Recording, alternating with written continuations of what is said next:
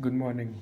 My name is Shamit, and today we are going to study about CPU scheduling algorithms, various types of algorithm and various scheduling criteria. First of all, CPU scheduling algorithm. CPU scheduling algorithm is used to select among the processes in memory that are ready to execute and allocates the CPU to one of them. This type of algorithm is of two types, preemptive and non-preemptive. First of all, non-preemptive CPU scheduling. Non-preemptive algorithm. It is running to waiting or terminates, which means if a process is once submitted to the CPU, then it cannot be taken away until it is finished. Means if a process is given to CPU, then it can't be taken away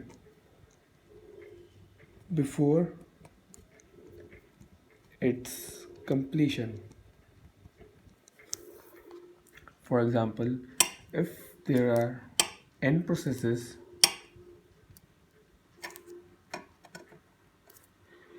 near the CPU, and once a process P1 is given to CPU for 10 milliseconds, then it cannot be taken away until the whole process is completed. And after 10 milliseconds, the process is given to P1. After it is completed, it is given to P2 and so on till Pn. Now preemptive scheduling. In preemptive, CPU can be taken away from the running process depending upon the priority of the process. CPU can be taken away from the process. Like if P0 is running but the priority of P1 is more than P0, then the process will be taken away from P0 and it will be given to P1 and P0 will be stopped.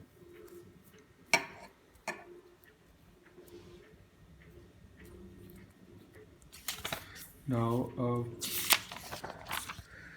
CPU scheduling criteria.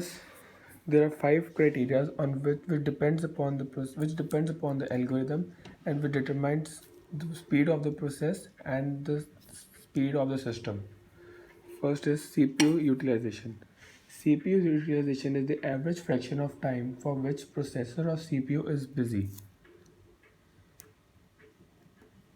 Average fraction of time for which processor or CPU is busy. It varies from 0 to 100%.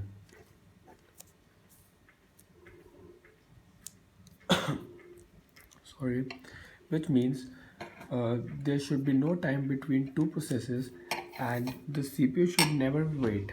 Like if P0 is running and after the completion of P0, P1 should start immediately without wasting time. This would increase the efficiency of the system and results in better performance.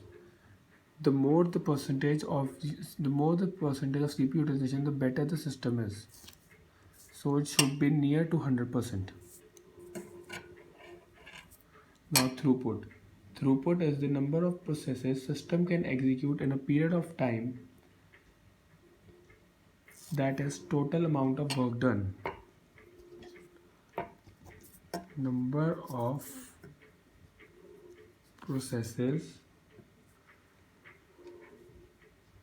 system can execute in a period of time, or we can say total amount of work done. It depends upon the length of process. That is,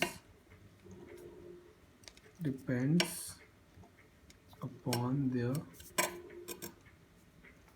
length of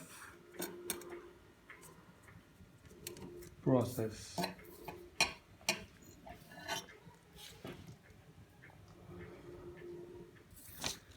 Like this P0, P1, P2 and Pn processes, they all are given to the CPU one by one, and the total amount of work done this CPU does in a given period of time, like 20 milliseconds or 30 milliseconds, is the throughput of the system.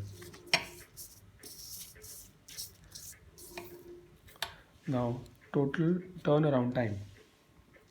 Turnaround time is the interval between submission of a process and its completion.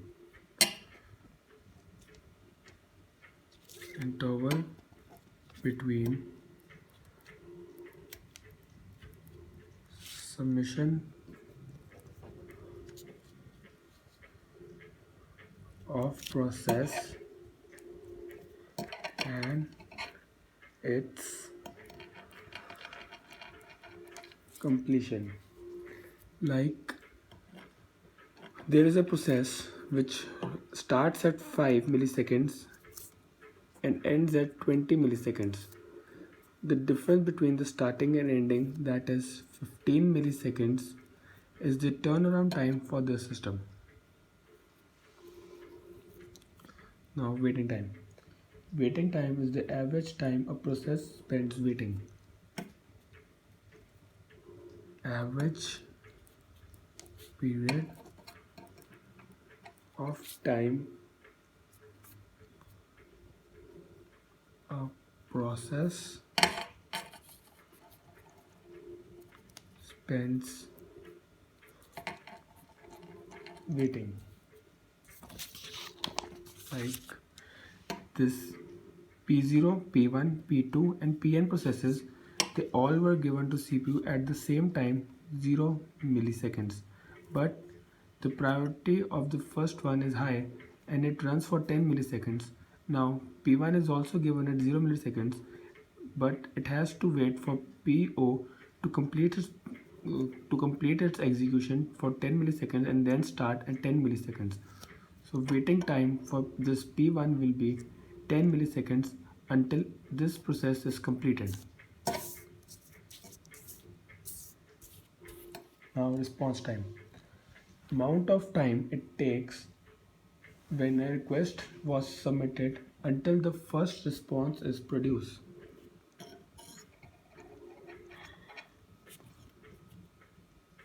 Amount of time it takes when a request was submitted until the first response is produced. Now, these are the 5 basic types of scheduling criteria which depends upon the system and helps in increasing the efficiency of the system. For a system to be well developed and fast, CPU utilization and throughput should be maximum and turnaround time, waiting time and response time should be minimum. Max, minimum. In most of the numericals, this turnaround time and waiting time would be asked, and these both are the most important things to be asked in the numerical or in an exam. Thank you.